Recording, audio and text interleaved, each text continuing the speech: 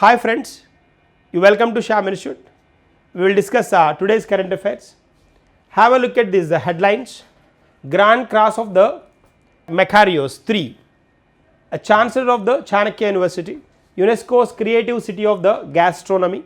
RBI relocates its Andhra Pradesh regional office in Vijayawada.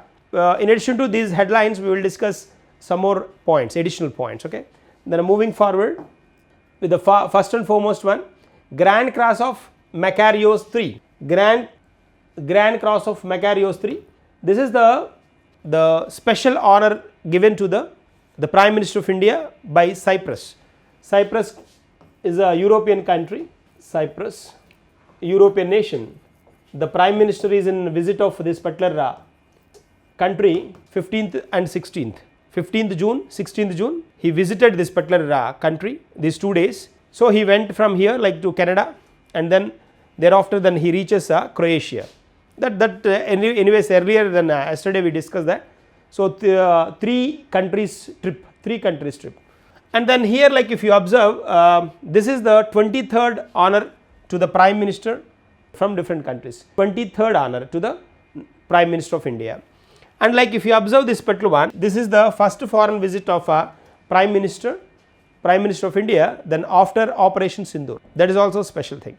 So after Sindoor, this is the first, he visited Cyprus first time, then after Operation Sindoor. And then moving to the next one, highest civilian award, and then first president Archbishop. It is given on the name of the Archbishop of Cyprus, Makarios III. On his name this particular award is announced, and this is considered as the best civilian award of Cyprus. And then the presidential palace, he reached the presidential palace Nicosia. This Nicosia is the capital of Cyprus. Then he visited this presidential palace, and then and one more specialty is there here. After Atal Bihari Vajpayee, he is the Prime Minister visited this particular Cyprus, European country Cyprus. So after 2002, he is a person visited after a gap of 23 years. 23 years, that's a special thing. And then anyways, like in Mediterranean Sea, if you observe, Cyprus is a very special island which has got a special geographical identity, and which is sharing some border with Turkey, Syria. Anyways, like if you observe this particular one, and at present this particular visiting Cyprus is a geopolitical issue, and at the same time maintaining good bilateral relations with the Cyprus is very important for India at present. That's the one thing. And like if you observe this one, like then you can look at this particular global honors received by the Prime Minister of India. So then in this particular year 2025, then he received 3.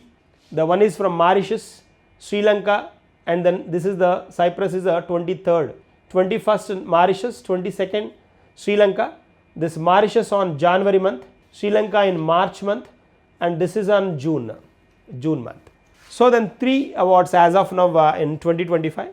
As a whole, 23 received, 23 awards. 23rd is the Cyprus one, highest honor. So the first was Saudi Arabia, first honor given by the Saudi Arabia's king, order of King Abdullah Aziz. That was the first one. And then during this particular visit of the Prime Minister, then some important memorandum of understandings were observed.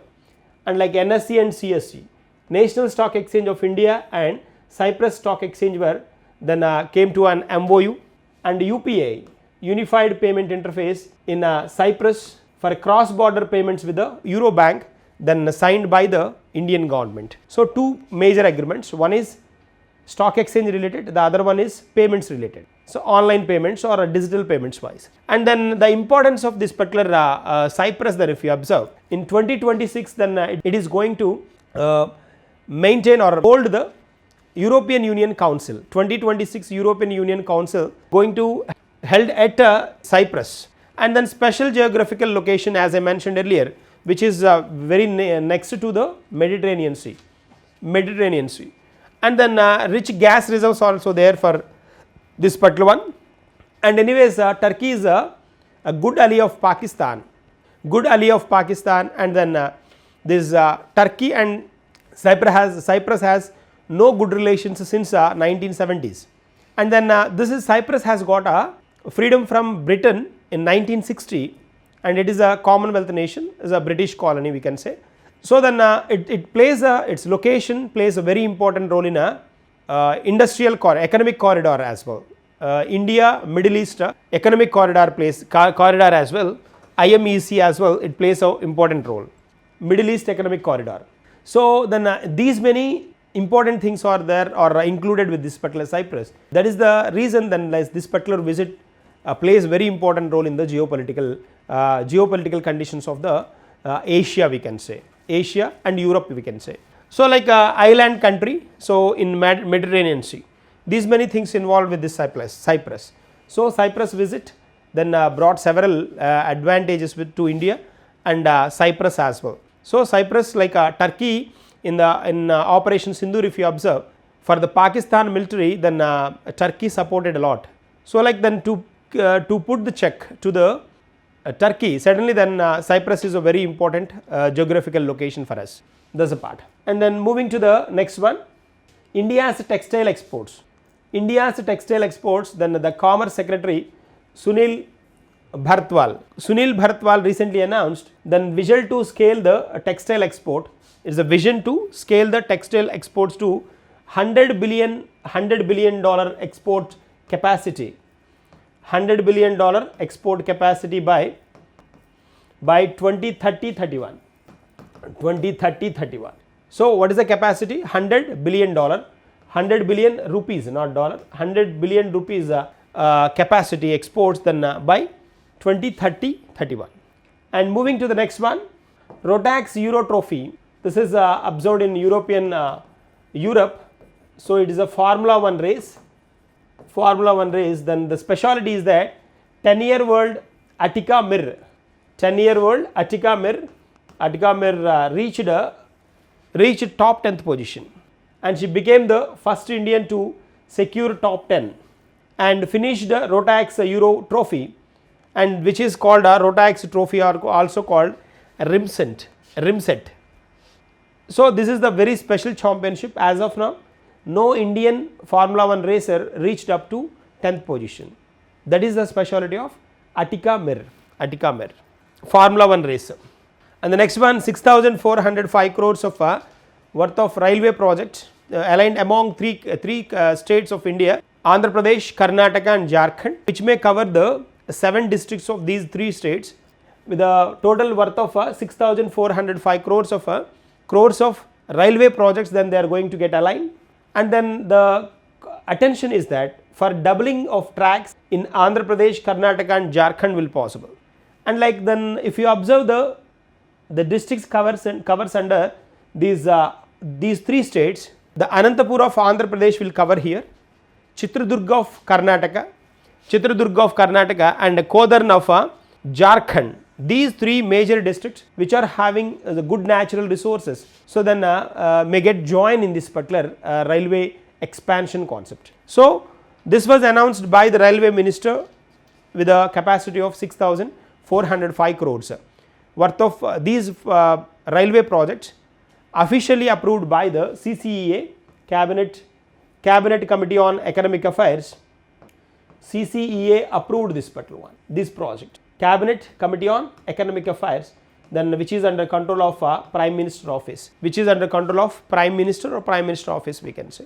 So important one, 3 states involved, 7 districts are going to get benefit in a high manner with this particular railway project, forthcoming railway projects. Moving to the next one, yes, the Chancellor of Chanakya University. This Chanakya University is located in Karnataka, is Karnataka's one of the famous deemed universities, deemed universities. And then recently this particular university, Chanakya University, announced that they are going to get appoint S. Somanathan, ex-ISRO chairman, as a chancellor for this particular university. So then S. Somanathan, we are very familiar, ISRO chief, 10th ISRO chief of ISRO, 10th ISRO chief S. Somanathan then will become the chancellor of this particular university, deemed university. private university. And then he will be the successor of M.K. Sridhar. Earlier than he was the chancellor, and then that particular position will be replaced by M. Somanathan, who played a key role in the Chandrayaan 3 and then in different operations during 2022 to 2025. He was the chairman during 2022 to 2025. There is a context. Number 10th ISRO chairman. Moving to the next one. Yes, have a look at this. Balum caves declared geo-heritage site, and it is a big boost to the Andhra viewers. Generally, if any place officially announced as a special heritage site, certainly then the national, international attention will be paid on that particular area or city. So, in similar way, like Andhra Pradesh Balum caves declared geo-heritage site by UNESCO, geo-heritage site by UNESCO. So, then this particular recognized by not UNESCO, it is by the GSI, Geographical Survey of India. Geographical Survey of India officially recognized this Balum caves as a geo-heritage site. So, then which is the big boost for the Andhra Pradesh viewers, particularly like if any particular place is recognized as a nation level, a nationwide a site, a special site, certainly then the national, international attention will be there on that particular area one way, and at the same time the traditional crafts or arty crafts, or you can say like or any artisans, then they may get benefited with this particular facilitation. So, similarly then here if you observe the India's largest and subcontinent second largest cave, that is Balum caves, you can observe these caves here, recognized by Geographical Survey of India as a best heritage site. It's a geo-heritage site. And then the Koligundla mandal of Nandyal district, then these particular in Nandyal district, this particular Balum caves are observed. And then these are back to the 450 BC.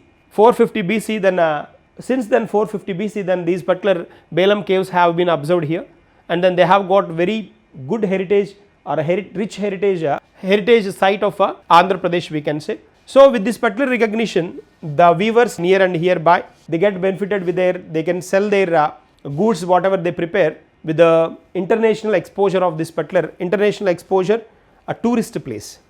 That is a context here. So, Balum caves of which district? Nandyal district and Koligundla mandal. That is a part. So, the important one, Balum caves. Moving to the next one, have a look at this particular one. UNESCO's creative city of gastronomy. UNESCO's creative city of gastronomy. This is a gastronomy in the sense here, like it's nowhere related to the gastric issues or problem. Gastronomy is in general, it's related to the eating of food, culinary heritage we can say. So, the traditional food.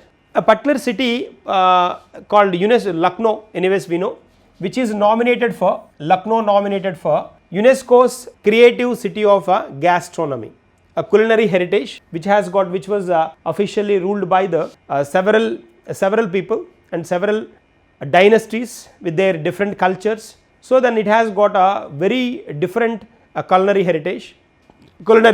So, Awadhi cuisine banner is a special observed in this Lucknow. The art of choosing, cooking and eating good food is a main context here, which recognized this particular city as a gastronomy, city of gastronomy, officially recognized by the UNESCO. That is a context. And the next one, moving to the next one, India moves to the conserve rare earth metals.